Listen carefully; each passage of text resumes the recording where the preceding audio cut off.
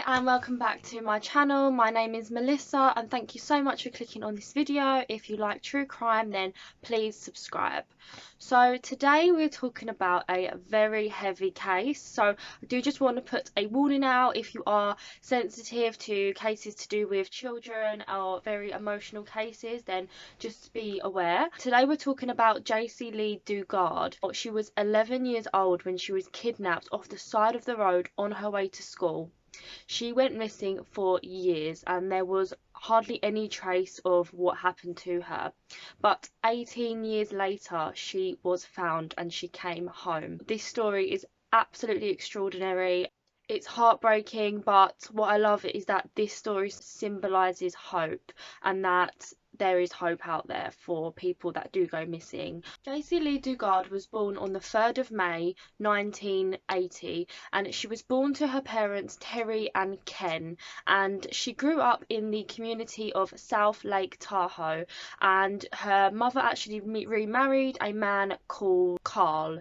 So it was Carl and Terry Probin who were married, and they had Jaycee and they also had another little girl named Shayna. South Lake Tahoe was actually located near the mountains in California, and it was actually a beautiful area. There were lots of ski resorts, lots of mountains. It was like a very nice homely place to live, and the crime rate was actually very low in 1991. The population was about 22,000, and the strange thing is that the family actually moved to Lake Tahoe 9 months before Jaycee's abduction because they thought this area would be a lot safer than where they were living. Jaycee was very close with her mum. Her mum absolutely adored her. She was only 11 years old, so she had typical worries such as being too shy, and she was worried about going on a school trip that she had planned, and she was actually going to ask her mum if she could shave her legs for the first time. On June 10th, 1991, Jaycee woke up like any other normal day and got ready for school. She said goodbye to her mum and she left, and she started walking up the road on the way to the bus stop at her school when she was approached by a car that seemed to be slowing down. She thought in her mind that maybe this man was asking for directions, so she looked into the car and a man and a woman were there, and all of a sudden she went numb because she had been stunned by a stun gun by this woman, and they had reached out and pulled Jaycee into the vehicle. The woman then proceeded to hold Jaycee down in the back seat while she went in and out of consciousness, and the car then did a U-turn and scurried off, driving 120 miles away to the perpetrator's house. This abduction happened just half a mile up from Jaycee's home, and her stepfather actually witnessed the whole thing. He was watching her walk up to school and saw this happen, and he ran and got on his bike and tried to chase this vehicle, but he obviously could not catch up to the car. Now, Jaycee woke in and out of consciousness on the long drive to this location, and when she finally could wake up, she heard the driver say, "I can't believe we got away with it," and started to laugh. Jaycee remembers the first thing she ever said to her captors, which was, "Please, my parents can't afford a ransom." That's what she thought was happening at 11 years old. She thought that they were just going to take her and try and get money out of her parents, and then she would be let go. But sadly, this was not the case. Jaycee's kidnapper was Philip Garrido, a convicted sex offender that was actually on parole at the time of this, and he was right underneath the police's noses, and he was accompanied by his wife Nancy Garrido, and she allegedly scouted Jaycee as a prize for Philip. We will get to this part in a minute to see how the justice system really did fail on this case and on Jaycee. Philip's home was located over 120 miles away in Antioch, and when Jaycee was brought back to their house, she was covered with a blanket and brought to the back of the home into the garden, where there were a multitude of sheds and tents set up. He locked her inside a tiny soundproof room and stripped her of her clothes, leaving only a butterfly ring that she would actually hide for 18 years. He handcuffed her, claiming that they were the fuzzy ones so that they wouldn't hurt her. Then he left her alone for an amount of time. Then when he came back, he raped her in the shower for the first time. He told Jaycee that if she tried to escape, there were dogs outside that would pounce and attack her and use all kinds of threats to stop her from trying to escape. So the first few weeks of captivity for Jaycee, she was handcuffed the whole entire time, and she was only visited by Philip occasionally, and he would come in and bring her fast food and milkshakes and just things that would bribe her because she's an 11-year-old girl. And he would just come in and start talking to her, and this is the only contact that Jaycee had for weeks. She didn't have a functioning toilet. He gave her a bucket to relieve herself. She was really just living in these awful conditions with no one there but her captor. Within hours, the search was on for Jaycee. The police got onto this case immediately. Her story was covered in the South Lake Tahoe neighborhood, and tons of volunteers searched for her. There were flyers all around of her, and flyers handed out to businesses around the US. Her school actually witnessed. The whole school was sort of shut down. There were no events going on for the kids. It was just a very depressing and fearful time for everyone in the South Lake Tahoe community. But little did the police know, it was a registered sex offender that was actually on their books and was meant to be being visited regularly by a parole officer. So Philip Garrido was basically batshit crazy. He was really into religion in an unhealthy way. He said that the demon angels let him take Jaycee. He said that he was a child of God, a servant of God, and he would just ramble on and on about religion, and he was just basically off his head. He also went on multiple drug binges for days where he would dress Jaycee up in clothes and makeup and make her act out different scenarios for him, obviously, and assaulting her at the same time. He kept saying to her that she was protecting other girls from this happening too, and he would then uncontrollably sob and beg for forgiveness. So he went from like one extreme to being completely horrible and manipulative, and then he would apologize and cry and beg for her forgiveness.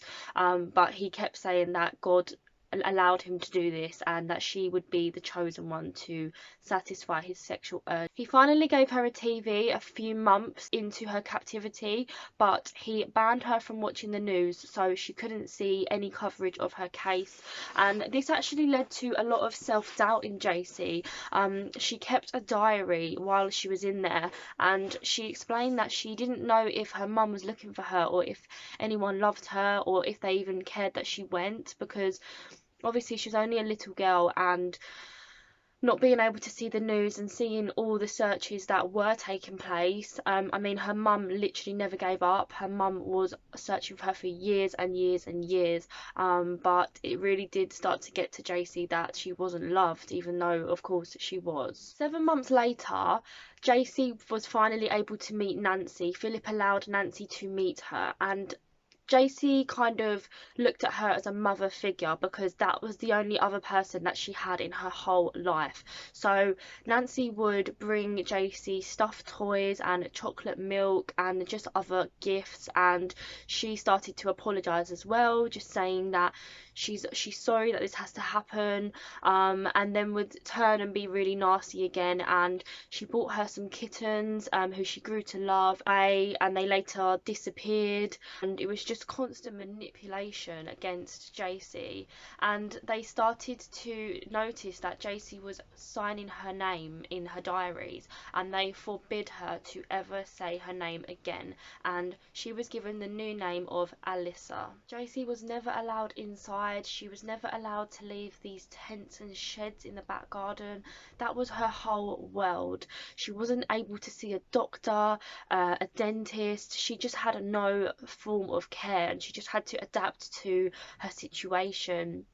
She remembers when she was able to go outside, she would look up at the full moon and think of her mother, because her and her mother used to have this debate where one of them thought the full moon was prettier and one thought the crescent moon was prettier, and they would always debate what one was prettier. So she looked at the moon and thought of her mother actually did the same thing, which made them feel like they were were together, and they would tell each other this 18 years later, which just shows that you do have that connection with people, even if you're not with someone.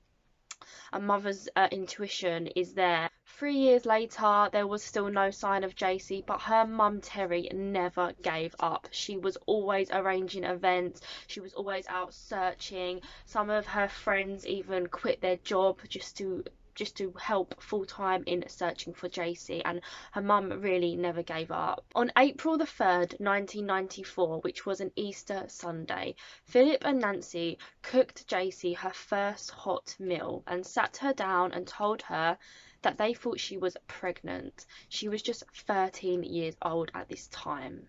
At this time, she was finally released from her handcuffs and chains and was given a bit more freedom.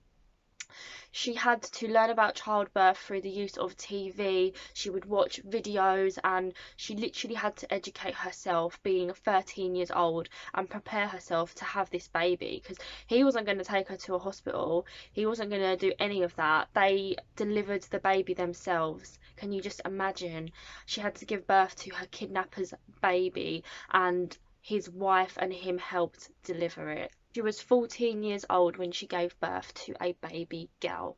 Now, although this sounds traumatic, which it is, Jaycee actually describes that this was the best thing that could happen to her, because she finally had something that was hers, and someone that she could love. And I really do think that this helped her through her captivity. Although sadly the rape continued, and in 1997, when Jaycee was 17, she gave birth to her second baby girl.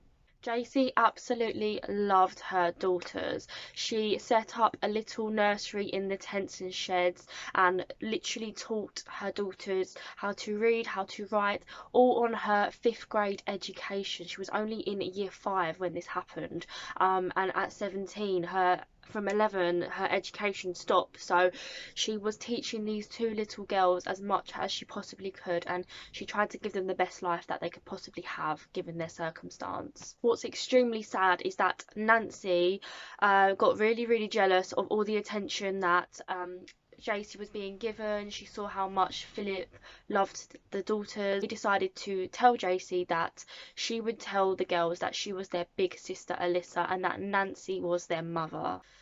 Now, as I said, the frustrating part of this case is that there were so many opportunities over the 18 years for Jaycee to be rescued, and this is honestly terrifying. Parole officers inspect Philip's home, and they never thought to look outside in the parades of sheds and tents, and there's been a lot of backlash, as you can imagine, and I just don't know how I'd feel if I was them. I'd feel absolutely ashamed of myself to know that you could have prevented this from going on any longer. In the early days of Jaycee's kidnapping, there was a neighbour of Philip's called Patrick, who, when Jaycee's reappearance happened, he remembered being a child and looking over the fence of the Garrido's house and seeing a young girl, and he asked her, "Hi, what's your name?" And she said, "Jaycee." And he said, "Do you live here, or are you just visiting?" And she said she lived there. Obviously this little boy is not at fault for not saying anything, because he didn't know better, but it just goes to show that there were some opportunities for her to be saved. When this happened, Philip decided to build an 8-foot wall that would stop anyone from looking into the garden. But then this also allowed Jaycee to have freedom in the garden with her daughters, where she would plant flowers and garden, and she just wanted to give her daughters the best life they could. But obviously, as they got older, it got harder for her to explain why they lived the way they did. Philip also used the backyard to film and record music for his religious stuff. He made songs about God and about love songs, and he recorded this all in a soundproof shed in the back garden. It said that he could speak telepathically to God's angels, and he started telling people this, and people just started to think, what's wrong with this guy? Obviously he sounds really weird, and his obsession with God and religion would eventually be his downfall. When Jaycee was between 17 to 20, Philip actually opened a shop, and Jaycee worked in the shop, and she was there as like a PA and a graphic designer because it was like a printing shop. And this is where I know a lot of people are going to be like, what? But Jaycee was actually in the shop working, and she had access to the phone, she had access to emails, she spoke to customers that came in, and she never said anything. I know when I first looked into this case years ago, I found that so hard to understand. Like, she had opportunities to phone the police to try and escape, but what we have to understand is that she would have been with them for over 7 years at this point, and I think she just got so manipulated and brainwashed by Philip and Nancy that she didn't think there was a life for her to go back to, you know? So I know it seems crazy, but this is very common with a lot of victims of kidnapping. If they're there for that long, it's like they get completely consumed by their kidnapper and they don't see any other option for themselves, which is so sad. And that's what happened with Jaycee. She even spoke to people that came in the shop, and she would open the door at home at Philip's. She would just open the door, and she never brought up her past life. She never told anyone that she was Jaycee Lee Dugard. She just lived her life that way now. So as I said, Philip Garrido was a known sex offender because in 1976 he kidnapped a 25-year-old woman and took her to an abandoned warehouse and raped her for 5 hours. Now, he was of course charged with this, and then when he left prison he was put on parole, so he should have been under strict supervision, which he was, in the sense that they went to his house, but most of the time they would just talk to him on his doorstep for half an hour, just questioning him. It's just I can't fathom it, how you can be in law enforcement and be that careless. It's just ridiculous. But anyway, it was recorded that they visited his home over 60 times in that 18 years, and they hardly ever came inside, and there was so many missed opportunities to save Jaycee and the girls. In 2006, a call was made by one of Philip's neighbours telling the FBI that there were tents and sheds in his garden and there were children running around. And all they did was got the parole officer to go to Philip's house, and they just spoke to him on the doorstep and said, you know, you're not meant to be having people living here. If that is true, you're going to get in trouble. But they didn't even go and investigate. I mean, he was a sex offender, for God's sake.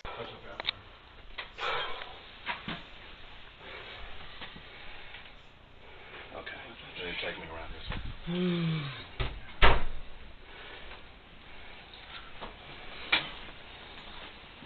Okay, in this room here? Sure. We've been sleeping in there. Okay, why is this door blocked? Because this is a shower thing. And we have that. Okay, can you move that out and open the door? She's convalescing, and so we use this bathroom. And all right.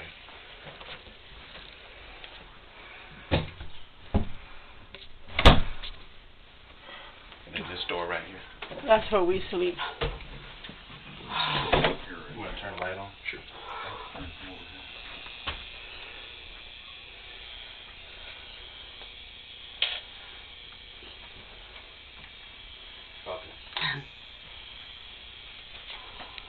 If they would have just went outside and looked in the garden, they would have found the girls. In 2009, a parole officer actually saw a 12-year-old girl in the home when he was visiting, which would have been Jaycee's youngest daughter at that time. He questioned Garrido, but he just said that this was his brother's daughter, and that was it. And they actually rung his brother, and he confirmed that he did not have any kids.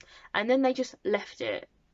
18 years later, on August the 24th, 2009, Philip and the girls went to the University of California campus because he wanted to hold some sort of God's Desire event there. He started really losing it as time went on, and he wrote a 4-page essay and gave it to the local police county, explaining how he feels like he could be of assistance to those who have committed crimes like him in the past, because he was a changed man and he could tell people how to stop their sexual desires through the use of God and all that jazz. He went to this campus and he went straight up to a police officer, and this woman was called Lisa Campbell, and she immediately noticed the two young girls behind him, and she was kind of listening to what he was saying about holding an event, and she just said he was really, really erratic and just strange. So her attention turned to the two girls,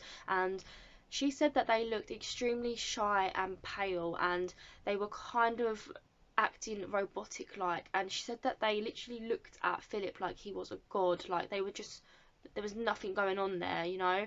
And she immediately just felt that something was wrong, which was like her womanly instinct, I believe. So she cleverly agreed to speak to Philip more about this event, and she asked him to make an appointment for the next day at 2 o'clock to come back so they could discuss the event. But I think it was low key because she was concerned about the girls, which is extremely clever. So in the meantime, she asked another officer called Ali Jacobs to run a background check on him, and what did they find? They found that he was a registered sex offender on parole. So she immediately decided to leave a voicemail for one of the chief police to let him know what was happening, and that she needed to follow up with this man and the girls that he had in with him. So they were asked to come back the next day, which they did, with Jaycee, Nancy and Jaycee's two daughters, and they were met with Officer Todd Stroud, and he was basically a school resources officer, so he was specialised in like children and looking after children that were victims of kidnapping. I think they kind of knew at this point that something was not right. So they separated everyone. They separated the two girls, they put them together, they separated Jaycee, and they took Nancy and Philip off, and they began to question Jaycee, and she was telling them that her name was Alyssa and that she didn't understand why she was being interrogated. She said that he's a great man, he's a changed man. She admitted that she knew he was a registered sex offender, but she just said that he was changed man, and the more they pushed her, she just kept denying it. She said that she was a abused woman that had ran away and was living with Philip, and she just did not give up her identity, which is just so sad and just shows how much abuse and how much manipulation she suffered over these 18 years, that she was literally in a position to free herself. But eventually, after hours of questioning, Philip Garrido admitted to the police that he had kidnapped and raped Jaycee Lee Dugard 18 years prior. He claims that what he did was a horrible thing at the time. It was awful, it was horrible, but he has turned it around, and now he loves Jaycee and he loves his two daughters, and he wanted to help other people that were like him. Eventually, after this happened, Jaycee said to the police that she's going to tell them her real name, but she's scared to say it out loud, so she asked for a piece of paper and a pen, and she wrote down Jaycee Lee Dugard. And when officers saw this, they were stunned. I've literally got goosebumps just talking about it. I just cannot even imagine. And this was the best news ever. They immediately called Jaycee's mum Terry, who was at the office, and she literally received this call and she said, "You're joking, right?" And they said, "No, we found her." And she was screaming down the phone. Now, going back to what I said about Jaycee, it's very likely that she suffered from Stockholm syndrome, which I'll put a little definition because I'm not the best at explaining things, but it's basically where you kind of essentially become infatuated with your captor. It sounds so bizarre to most of us, but you just can't say that without being in that situation. If you think about it, you've got no one there, you've got no other comfort there apart from this person. Even though they're doing harm to you, they're still a person and they're the only person you can connect to. So I think it's just like you're literally dependent on them. Your survival depends on them, so you end up just becoming kind of like infatuated with them. And I think it's very obvious that that did happen to Jaycee. However, she has released a quote on this, which I think is important, which says, quote, "Well, it's degrading, you know, having my family believe that I was in love with this captor and wanted to stay with him. I mean, that is so far from the truth that it makes me want to throw up. I adapted to survive my circumstance," end quote. Jaycee and her mum were finally reunited. And it. Why you didn't leave? I don't think so. It wasn't until two suspicious campus police officers uncovered the truth that Jaycee was reunited with her mother after 18 torturous years. They're like, "You can see your mom," and I'm like, I can see my mom? It was like a question to them, you know. I can? You're at the office, the phone rings. Unbelievable. Absolutely unbelievable. And then it was disbelief. I thought, no, you're joking. Don't do this to me. This is not funny. And I remember you shouting, oh yeah. "My daughter!" And I was crying, you know, when you're crying and you can't speak. When Jaycee's identity was confirmed, Officer Todd took the girls and Jaycee to a local Hilton hotel where they could avoid all the press, because obviously this was like the biggest story in that town ever, and Jaycee's actually the only person in American history that has been found after being missing that long. So it's just absolutely phenomenal. People were losing their shit over this. So they took them to this hotel, and the girls seemed to actually be pretty healthy, although they were thin, they were pale. They had been living in a backyard for 18 years. Like, it takes its toll, you know. So although all of this, they did seem to be okay, and they are doing amazing now. The girls were 15 and 11 when Jaycee was finally found. I mean, it's just unfathomable. She was 11 when she was taken. Philip and Nancy had her longer than her own mother did, and can you just imagine? I just can't. It's just, she's such a strong woman for going through this. It's just unimaginable to me. Everyone in the hotel said that when the family were reunited, there wasn't a dry eye in the house, which I can just completely imagine how amazing that moment would be. Philip was sentenced to 431 years in prison without the possibility of parole, obviously, and Nancy was only sentenced to 36 years, which is absolutely outrageous. But Jaycee refused to go to court, claiming that she would not spend another second in his presence and that he'd already taken so much time from her. She refused to go in that courtroom and testify and be in his presence for a second longer. She was given $20 million in compensation for the lack of effort from the parole officer. After she was found, the local Contra Costa County Sheriff released a statement apologising to the victims on their lack of help, really. On November the 30th, 2006, we missed an opportunity to bring earlier closure to this situation. A caller to our 911 dispatch offered that there were tents in the neighbor's backyard, that people were living in them, and that there were young children. The caller also said that Garrido was psychotic and had a sexual addiction. We made contact with Mr. Garrido in the front yard of his home. It's been over 10 years now, and Jaycee is doing amazing. Obviously, she's receiving lots of therapy, but she has been with her daughters. She's actually living in a home with her mother and her stepdad and her daughters all together, just as a great big family. She has released her own book called Jaycee Lee Dugard, A Stolen Life, and she also founded the Jaycee Foundation, which is just to support other families going through a similar thing to what she did. But I think what we can all take from this story is hope. There was a silver lining in all the darkness for Jaycee, and it's just an absolutely extraordinary story. How she went through this for 18 years, I will never know, but it's an amazing, amazing story, and I hope she's doing really well for the rest of her life. So that's the end of Jaycee Lee Dugard's story. I really hope you've enjoyed this, and as always, if you would like to comment or discuss anything with me in the comments below, I'd be more than happy. Please remember to subscribe and like this video if you enjoyed it. Thank you, and I'll see you next time. Bye.